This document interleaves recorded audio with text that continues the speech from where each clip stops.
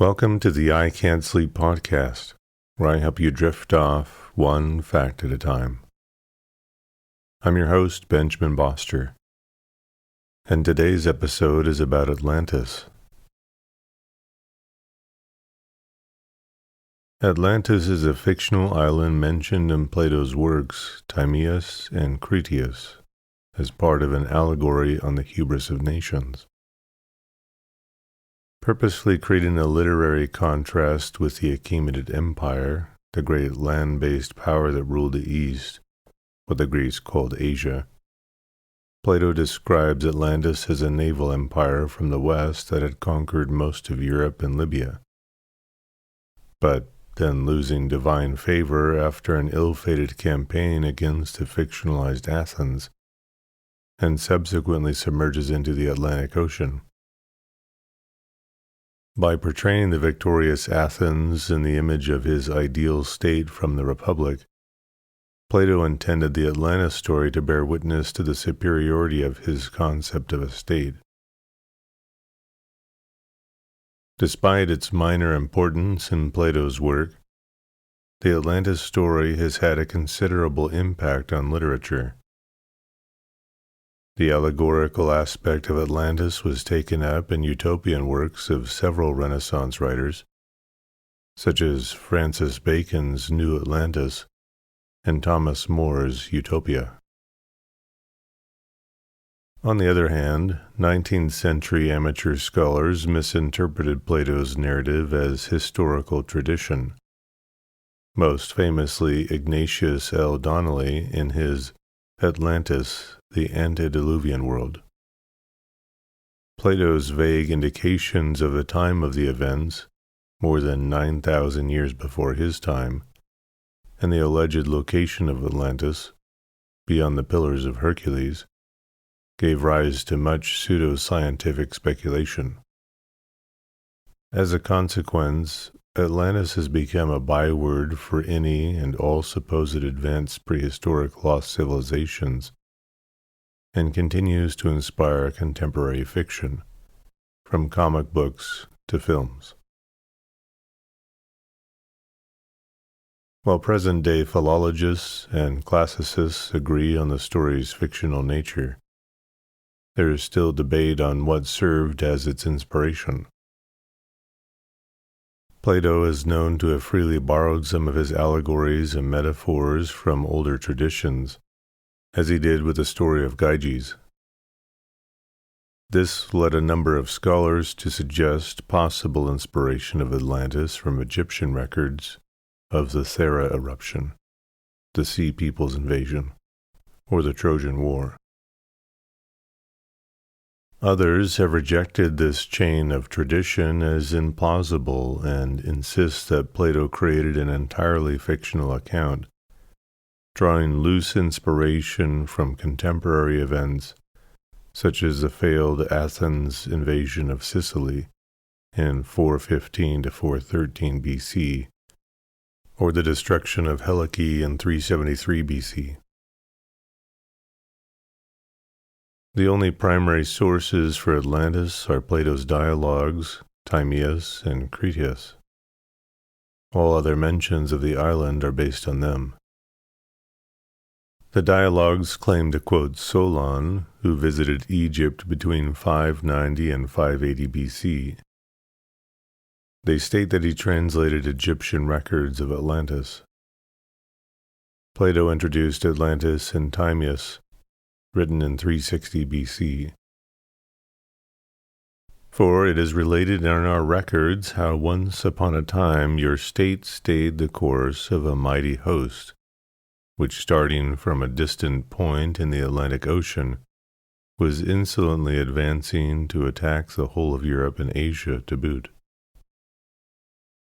For the ocean there was at that time navigable, for in front of the mouth which you Greeks call, as you say, the Pillars of Hercules, there lay an island which was larger than Libya and Asia together, and it was possible for the travelers of that time to cross from it to the other islands, and from the islands to the whole of the continent over against them, which encompasses that veritable ocean.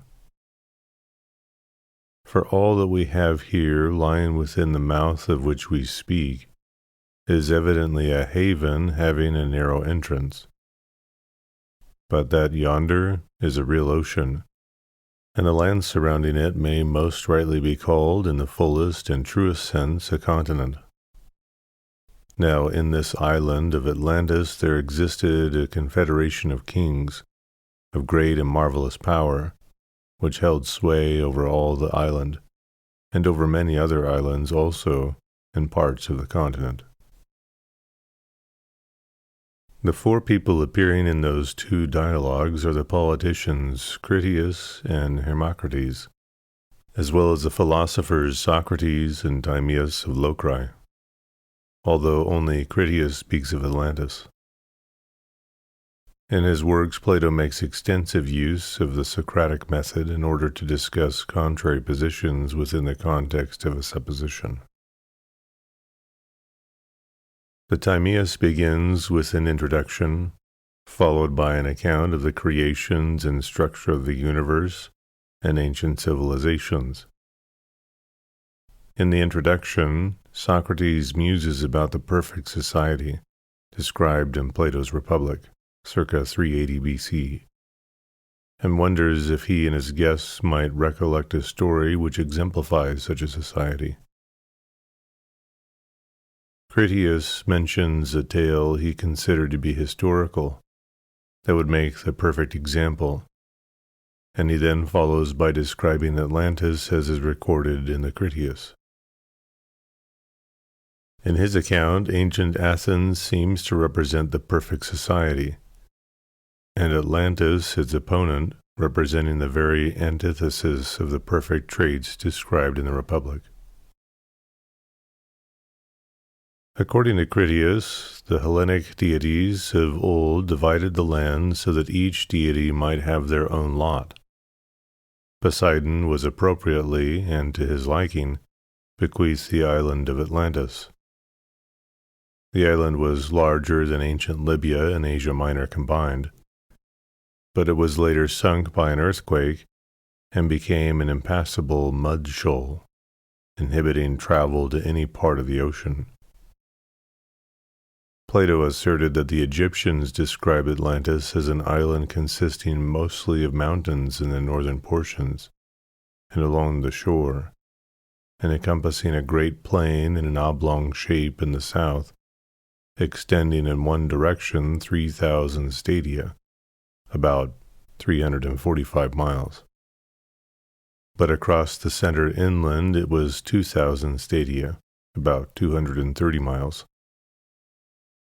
50 stadia, or 6 miles from the coast, was a mountain that was low on all sides, broke it off all around about. The central island itself was 5 stades in diameter, about 0.57 miles.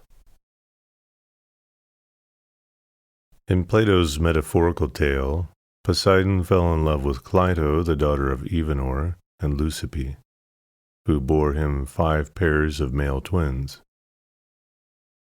The eldest of these, Atlas, was made rightful king of the entire island of the ocean, called the Atlantic Ocean in his honor, and was given the mountain of his birth and the surrounding area as his fiefdom. Atlas's twin Gadeirus, or Eumelus in Greek, was given the extremity of the island toward the Pillars of Hercules. The other 4 pairs of twins, Ampheres and Evemon, Menesius and Autochthon, Elasippus and Mestor, and Azaes and Diaprepes, were also given rule over many men and a large territory.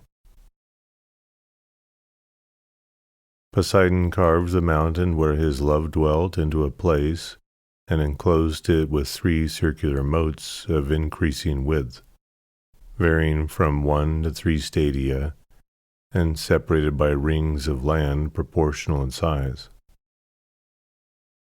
The Atlanteans then built bridges northward from the mountain, making a route to the east of the island. They dug a great canal to the sea, and alongside the bridges carved tunnels into the rings of the rock, so that ships could pass into the city around the mountain. They carved docks from the rock walls of the moats. Every passage to the city was guarded by gates and towers, and a wall surrounded each ring to the city. The walls were constructed of red, white, and black rock, quarried from the moats, and were covered with brass, tin, and the precious metal orichalcum, respectively. According to Critias, 9,000 years before his lifetime, a war took place between those outside the Pillars of Hercules at the Strait of Gibraltar and those who dwelt within them. The Atlanteans had conquered the parts of Libya within the Pillars of Hercules, as far as Egypt, and the European continent as far as Tyrrhenia, and had subjected its people to slavery. The Athenians led an alliance of resistors against the Atlantean Empire, and as the alliance disintegrated, prevailed alone against the empire, liberating the occupied lands. But afterwards there occurred violent earthquakes and floods, and in a single day and night of misfortune all your warlike men in a body sank into the earth, and the island of Atlantis in like manner disappeared in the depths of the sea. For which reason the sea in those parts is impassable and impenetrable, because there is a shoal of mud in the way, and this was caused by the subsidence of the island. The logographer Hellenicus of Lesbos wrote an earlier work entitled Atlantis, of which only a few fragments survive. Hellenicus's work appears to have been a genealogical one concerning the daughters of Atlas, but some authors have suggested a possible connection with Plato's island. John V. Lucci notes that when Plato writes about the genealogy of Atlantis's kings, he writes in the same style as Hellenicus, suggesting a similarity between a fragment of Hellenicus's work and an account in the Critias. Rodney Castleton suggests that Plato may have borrowed his title from Hellenicus, who may have based his work on an earlier work about Atlantis. Castleton has pointed out that Plato wrote of Atlantis in 359 BC, when he returned to Athens from Sicily. He notes a number of parallels between the physical organization and fortifications of Syracuse and Plato's description of Atlantis. Gunnar Rudberg was the first to elaborate upon the idea that Plato's attempt to realize his political ideas in the city of Syracuse could have heavily inspired the Atlantis account. Some ancient writers viewed Atlantis as fictional or metaphorical myth. Others believed it to be real. Aristotle believed that Plato, his teacher, had invented the island to teach philosophy. The philosopher Crantor, a student of Plato's student Xenocrates, is cited often as an example of a writer who thought the story to be historical fact. His work, a commentary on Timaeus, is lost, but Proclus, a Neoplatonist of the 5th century AD, reports on it. The passage in question has been represented in the modern literature either as claiming that Crantor visited Egypt, had conversations with priests, and saw hieroglyphs confirming the story, or as claiming that he learned about them from other visitors to Egypt.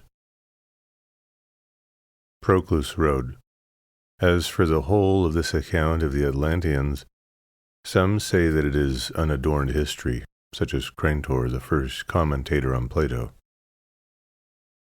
Crantor also says that Plato's contemporaries used to criticize him jokingly for not being the inventor of his republic, but copying the institutions of the Egyptians. Plato took these critics seriously enough to assign to the Egyptians a story about the Athenians and Atlanteans, so as to make them say that the Athenians really once lived according to that system. The next sentence is often translated. Crantor adds that this is testified by the prophets of the Egyptians, who assert that these particulars, which are narrated by Plato, are written on pillars which are still preserved. But in the original, the sentence starts not with the name Crantor, but with the ambiguous he. Whether this referred to Crantor or to Plato is a subject of considerable debate. Proponents of both Atlantis as a metaphorical myth and Atlantis as history have argued that the pronoun refers to Crantor.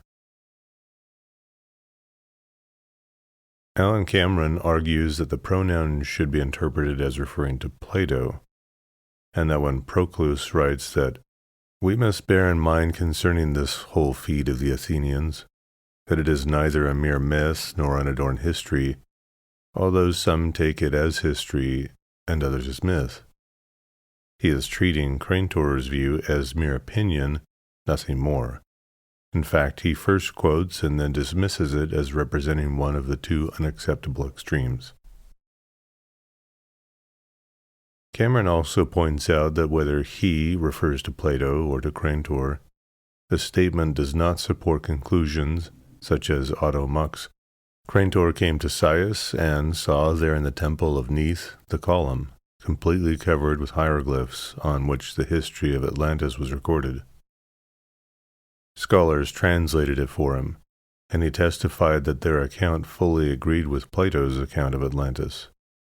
Or J.V. Lucci's suggestion that Crantor sent a special inquiry to Egypt, and that he may simply be referring to Plato's own claims. Another passage from the commentary by Proclus on the Timaeus gives a description of the geography of Atlantis. That an island of such nature and size once existed is evident from what is said by certain authors who investigated the things around the outer sea. For according to them, there were 7 islands in that sea in their time, sacred to Persephone, and also 3 others of enormous size, one of which was sacred to Hades, another to Ammon, and another one between them to Poseidon, the extent of which was 1,000 stadia. And the inhabitants of it, they add, preserved the remembrance from their ancestors of the immeasurably large island of Atlantis, which had really existed there, and which for many ages had reigned over all islands in the Atlantic Sea, and which itself had likewise been sacred to Poseidon. Now these things Marcellus has written in his Ethiopica. Marcellus remains unidentified. Other ancient historians and philosophers who believed in the existence of Atlantis were Strabo and Posidonius. Some have theorized that before the 6th century BC, the Pillars of Hercules may have applied to mountains on either side of the Gulf of Laconia, and also many have been part of the Pillar Cult of the Aegean. The mountains stood at either side of the southernmost gulf in Greece, the largest in the Peloponnese, and it opens onto the Mediterranean Sea. This would have placed Atlantis in the Mediterranean, lending credence to many details in Plato's discussion. The 4th century historian Ammianus Marcellinus, relying on a lost work by Timagenes, a historian writing in the 1st century BC, writes that the Druids of Gaul said that part of the inhabitants of Gaul had migrated there from distant islands. Some have understood Ammianus's testimony as a claim that at the time of Atlantis's sinking into the sea, its inhabitants fled to Western Europe. But Ammianus, in fact, says that the Dracidae, Druids, recall that a part of the population is indigenous, but others also migrated in from islands and lands beyond the Rhine, an indication that the immigrants came to Gaul from the north, Britain, the Netherlands, or Germany, not from a theorized location in the Atlantic Ocean to the southwest. Instead, the Celts who dwelled along the ocean were reported to venerate twin gods who appeared to them coming from that ocean. During the early 1st century, the Hellenistic Jewish philosopher Philo wrote about the destruction of Atlantis in his On the Eternity of the World, 26:141, in a longer passage allegedly citing Aristotle's successor, Theophrastus.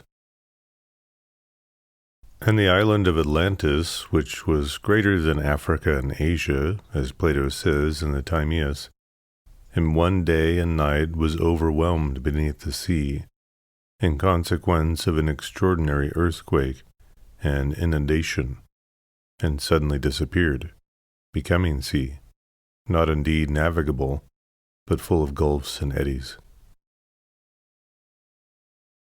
The theologian Joseph Barber Lightfoot noted on this passage, Clement may possibly be referring to some known but hardly accessible land, lying without the Pillars of Hercules, but more probably he contemplated some unknown land in the far west beyond the ocean, like the fabled Atlantis of Plato.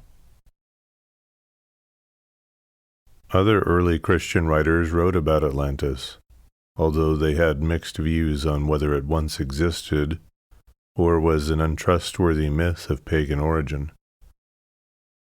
Tertullian believed Atlantis was once real, and wrote that in the Atlantic Ocean once existed the isle that was equal in size to Libya or Asia, referring to Plato's geographical description of Atlantis.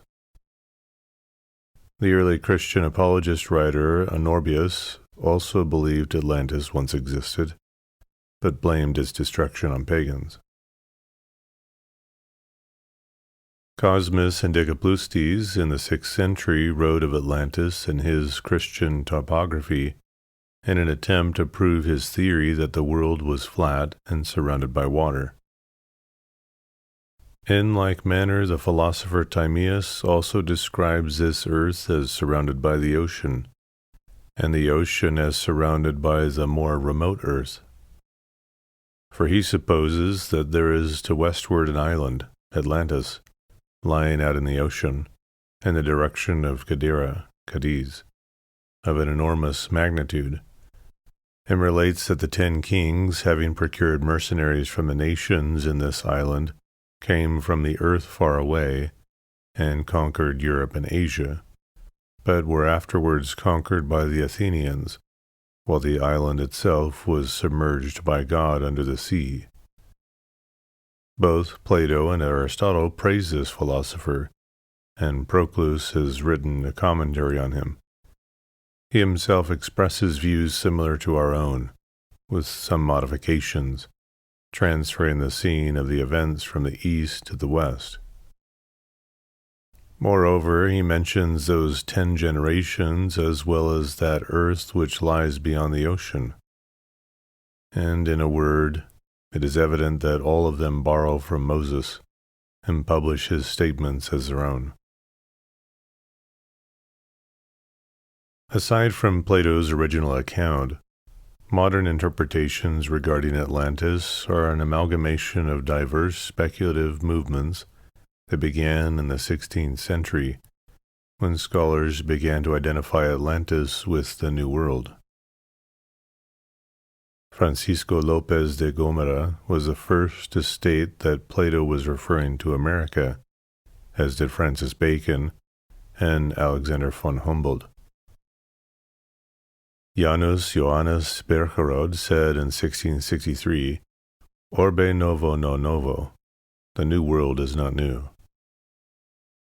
Athanasius Kircher accepted Plato's account as literally true, describing Atlantis as a small continent in the Atlantic Ocean. Contemporary perceptions of Atlantis share roots with Mayanism, which can be traced to the beginning of the modern age, when European imaginations were fueled by their initial encounters with the indigenous peoples of the Americas.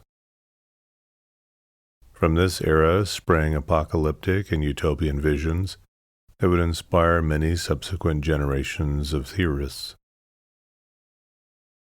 Most of these interpretations are considered pseudo-history, pseudoscience, and pseudo-archaeology, as they have presented their works as academic or scientific, but lack the standards or criteria.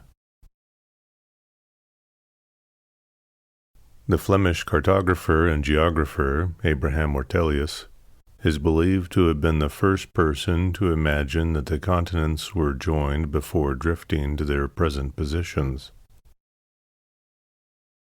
In the 1596 edition of his Thesaurus Geographicus, he wrote, "Unless it be a fable, the island of Gadir or Gades will be the remaining part of the island of Atlantis or America, which was not sunk, as Plato reports in the Timaeus, so much as torn away from Europe and Africa by earthquakes and flood.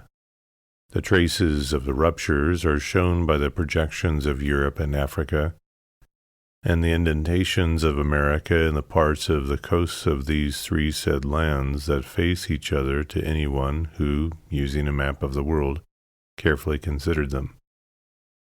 So that anyone may say with Strabo in Book 2 that what Plato says of the island of Atlantis on the authority of Solon is not a figment." The term utopia, from no place, was coined by Sir Thomas More in his 16th century work of fiction, Utopia.